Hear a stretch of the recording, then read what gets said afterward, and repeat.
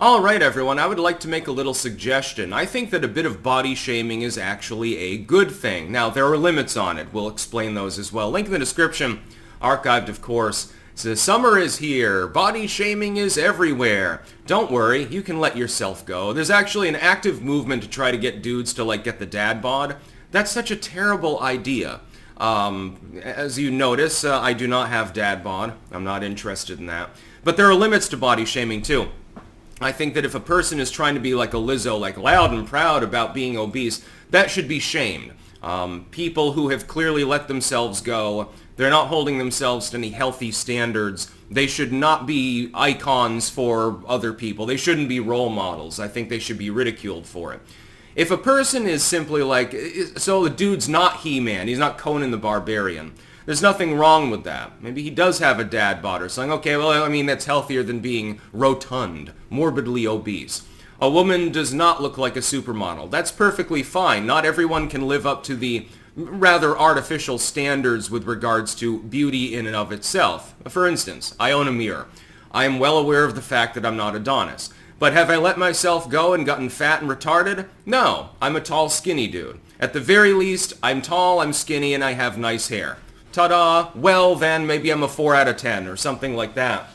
It's better than letting yourself go and being like Lizzo. Basically, people with no self-control, they just eat themselves to death, and then they pretend that it's a part of their identity, that it's a good thing, that there's some virtue to it. No, it's not virtuous to overstress your vascular system, and your respiratory system, and your spleen, and everything else, literally, and get diabetes and end up all fucked up. No, that's not a good thing to do, and it's not something that should be role modeled. It shouldn't be something that others aspire to.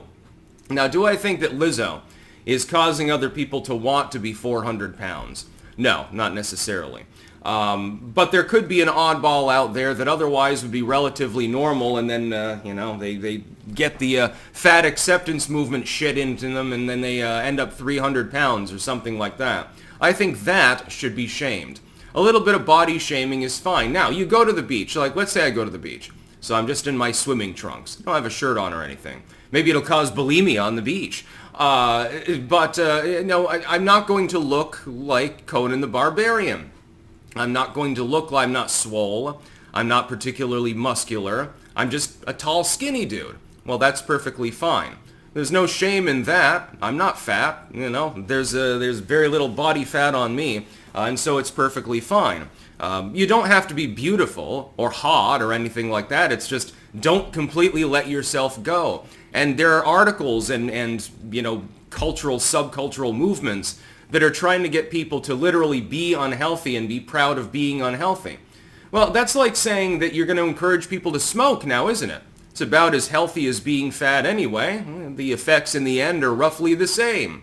Why don't we see articles encouraging people to smoke? Well, we used to say that smoking was bad, but, in the end, just be a smoker and be proud of it. The Proud Tobacco Club or something like that. What about drinking? I don't see that in these articles. Other than occasionally the Joe Biden drinking game, I suppose, things like that are considered humorous. But nobody encourages you to pound down the six-pack every afternoon, now do they? Well, a little bit of crack is perfectly fine. You don't see this for anything else. It's only for overeating.